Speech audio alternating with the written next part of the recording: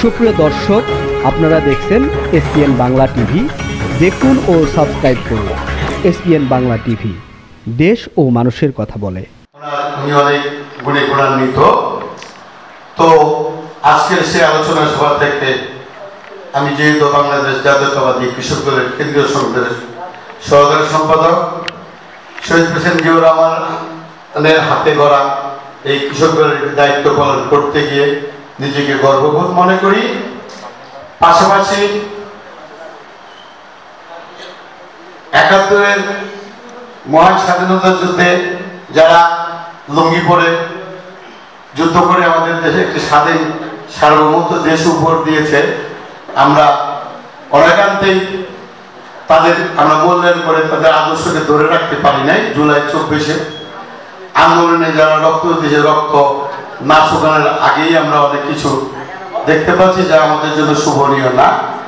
তো আমি একটি দলের সাধারণ কর্মী হিসেবে বলতে চাই, আমরা যারা দেশকে শান্তিপূর্ণ রাখার জন্য রক্ত দিয়েছি, কারো হাত গেছে, কারো পাও গেছে, কোন পরিবার থেকে এখন পর্যন্ত হাসপাতালে গভীরাতে চিকিৎসা হচ্ছে না, তাদের রক্ত না শুকাতে শুকাতে যারা আজকে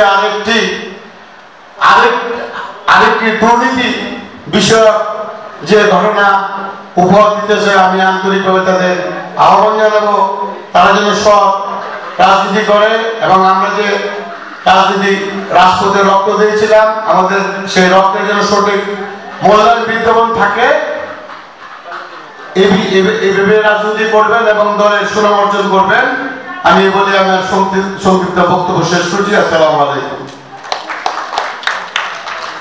মেঘে মেঘে অনেক বেলা। আমি জানি অনেকের পকেটের টিকিট আছে, এখান থেকে বের হয়ে চলে যাবেন একদম ভোদর অথবা টাট্টু ঘোড়ায় উঠবেন। অবশ্যই টাট্টু ঘোড়া এখন না। তো আবার তারপরে একটি ইংরেজরা ওনাকে একটা ইন্টারভিউর জন্য ওনার বুটি ডাকছে।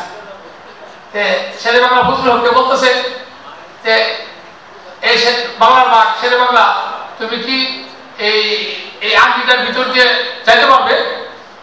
শেরে বাংলা একটু চিন্তা ভাবনা করতেছে। উনি করলেন কি, ওনার নামটা একটা কাগজের মধ্যে লেখা আংটির ভিতর দিয়ে এপার থেকে ওপার করে ফেললেন। কি ওর মেধাবী লোক ছিলেন উনি, এরকম অনেক কিছু ছিলেন। একটা হঠাৎ ছিলেন উনি গুয়াহাটি যাবেন, এর থেকে চড়ছে, করাচি থেকে চড়ছে গুয়াহাটি যাবে, ট্রেনের টিকিট কাটছে, ফার্স্ট ক্লাসের টিকিট, একটা চেয়ারে বসছেন উনি। দুটা চেয়ার খালি, একটা চেয়ারে উনি বসছেন। বসে হয় না, ওনার কুটটা ওই আপনার আল্লাহর মধ্যে রাখছে, রাখার পরে রেখে উনি ঘুমাই গেছে। ঘুমাই গেলে সবাই দেখেছে সেটা বাংলাকে ফজলুল হক ইংরেজ একটা আইসে উঠছে, উঠে করছে কি ওই জ্বালানা দিয়ে ওনার উটটা নিয়ে ফেলাই গেছে ওই ইংরেজি। তো উনি আমার গেছে কি যখন জুতা বলে উনি তো ঘুমাই গেছে, ঘুমাতে যাকে দেখে ওনার কুটটা ফেলাই দিয়েছে। তো এই সেটা কে করছে? এই সময় ইংলিশ সলা করছে। এই সময় কাজে থেকে উনি করছে, যখন ঘুমাইছে উনার জুতা জোড়া যেটা খুলে রাখছিল, উনি করছে কি উনার জুতা জোড়া দিলে ওই জায়গাতে চেঞ্জ করে ফেলাই দিচ্ছে। ইংরেজ তো আমি তো কুট ফেলাইছি, উড়িষ্যা আমার ফেলাই দিছে, জুতা ফেলাই দিছে।